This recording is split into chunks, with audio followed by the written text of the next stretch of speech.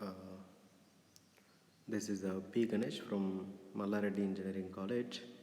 So the this is the fourth video which explains the capacitor start induction motor, right?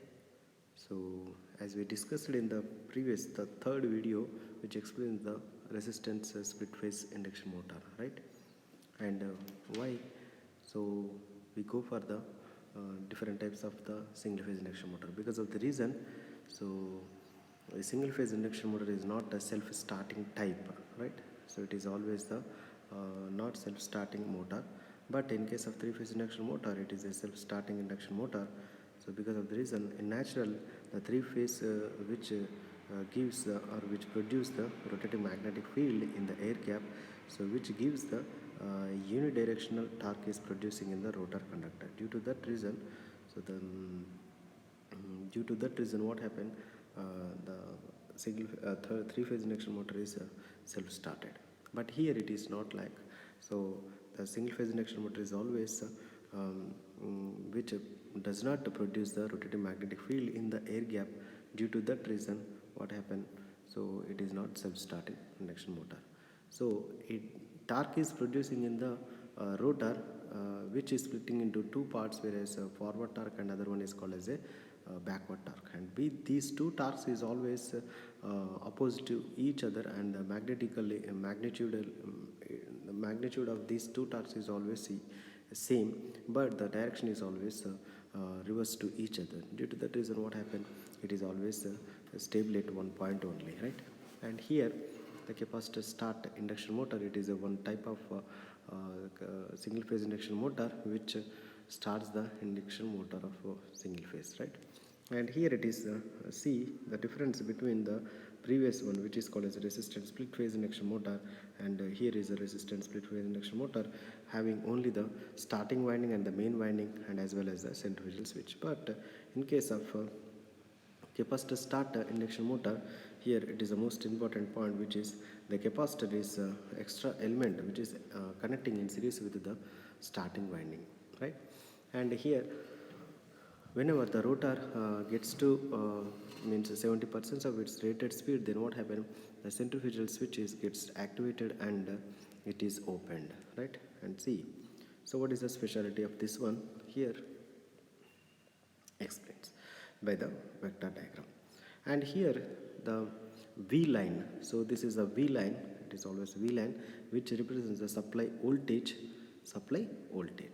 and whereas the coming to the point of starting winding, so this starting winding which offers the capacitors are connecting in series with the starting winding, right? So the capacitor value is very larger.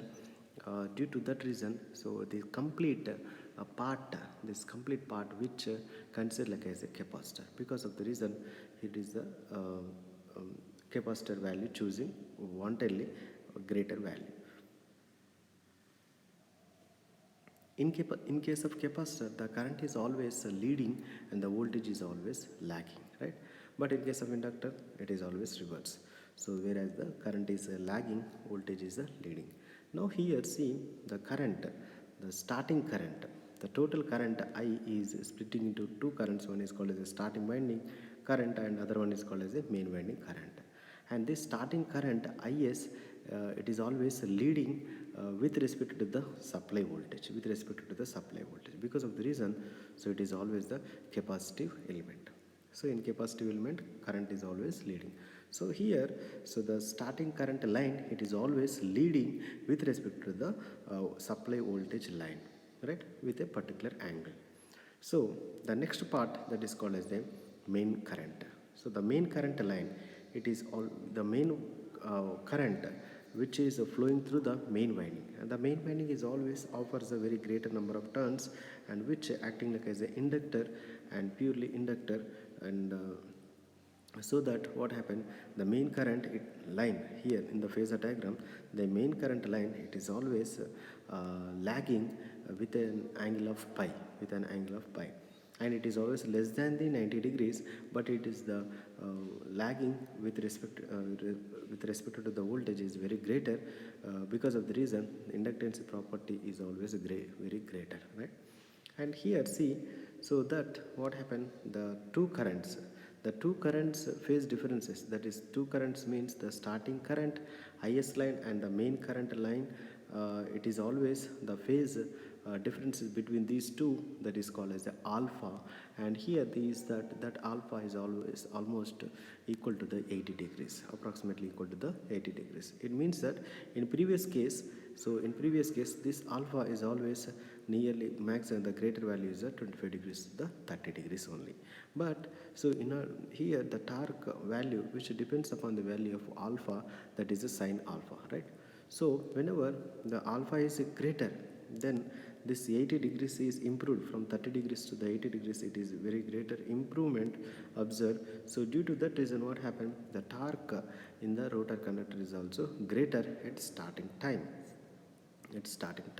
So whenever this rotor is rotating with the speed of 70% of its rated speed, then what happens immediately, the centrifugal switch gets to activated and it is opened, and the main winding is working under the running condition, which produce the rotating magnetic field.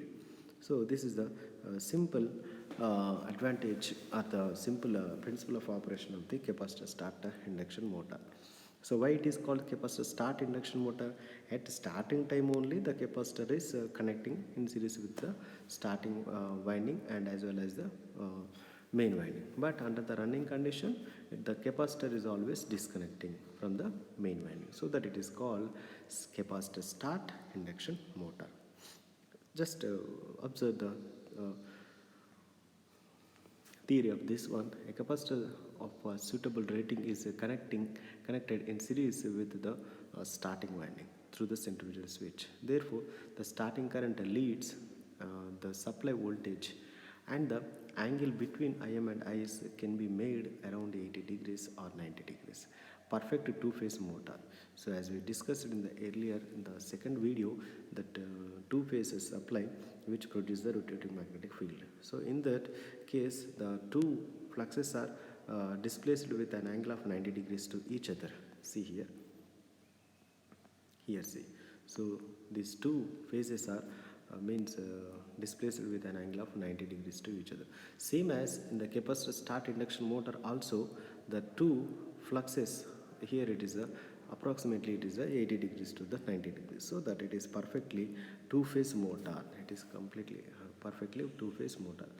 So this gives a high starting torque which can be used for hard to start loads, so which demands high starting torque as alpha is high.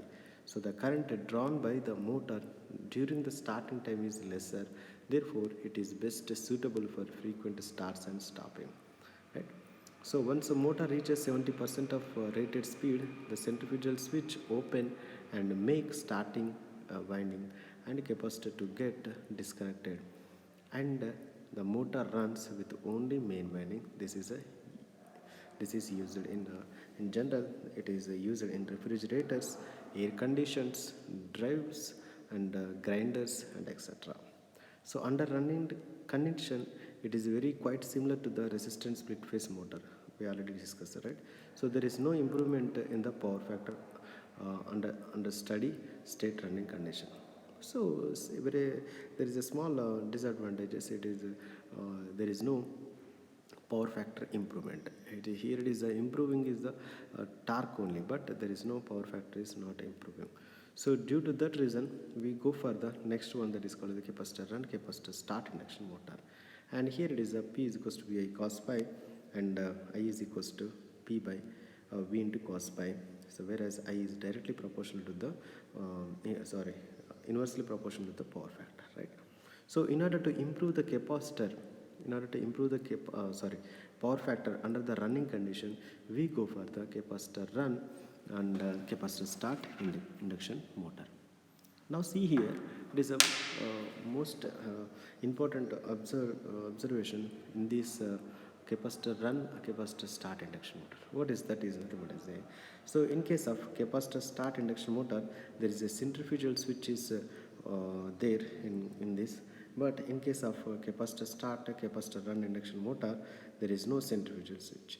So it is very small difference between the capacitor start induction motor and capacitor start capacitor run single phase induction motor. So the capacitor is always permanently connecting in series with the single starting winding and as well as the main winding, right? And it does not disconnecting, right?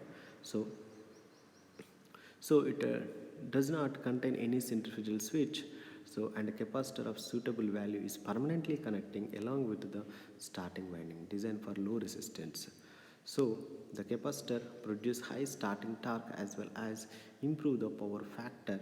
So the torque characteristics is very smooth as there is no switching action also. So therefore perfect preferred for continuous operations, so which require silent operation. So where the silent operation is required, so such type of induction motors are going to using exclusively used in all ceiling fans. So presently we already know that the ceiling fans is having one capacitor, it is directly permanently connecting to the starting winding, right? So there is no centrifugal switch also in case of ceiling fans, right? So you may observe in case of ceiling fans, right? So this is the best example, and the commercial and establishment motors, right? In case of hospitals also we are going to using of this type of induction motors. Now, so the principle of operation is also very similar to the capacitor start induction motor. It is very simple. So the phasor diagram is also same as capacitor starter induction motor, because of the reason here the capacitor is only permanently connecting, so that the power factor is greatly improved in the capacitor start and capacitor run induction motor. Now the name, the capacitor run capacitor start induction motor, because of the reason the capacitor at starting time is also connecting, and under the running condition also, under the running condition is also capacitor is always connecting, so that it is called as a capacitor run capacitor start single phase induction motor, right? And here see the diagram of the single capacitor run capacitor start induction motor, and this explains.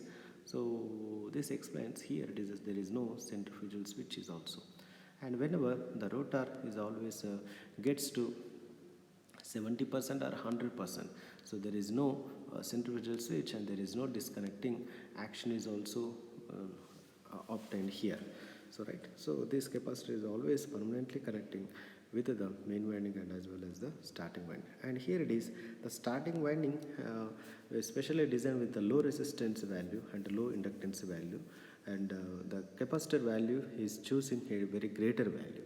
So due to that reason it is complete, this element, this part element is always completely acting like as a capacitor, because of the reason a very greater capacitance value going to choosing, so that it is called as a capacitive element. And here it is a main winding. The main winding purely it is a inductive, but it is having some resistance. So because of the reason every conductor having the internal resistance, so that internal resistance which offers the inferior inductance in case of main winding, so that it is called as a main winding. And this phasor diagram is also very similar to the capacitor start induction motor. So in the next video, that is the fifth video, we are going to see the shaded pole type of single phase induction motor. And this shaded pole type of induction motor which offers the winding, there is no means a splitting of single phase induction stator windings, right? But in previous in the three cases, the stator winding is splitting in two parts. One is called a starting winding and the main winding, but here it is not like that, but complete the pole is splitting into two parts. The complete pole which is splitting into two parts, and one pole which is called as a shaded pole and another pole is which is called as a unshaded pole, right? And due to this reason it is called as a shaded pole induction motor, right? So we'll see in the next class, that is the fifth video, we are going to see the shaded pole induction motor, right? Thank you.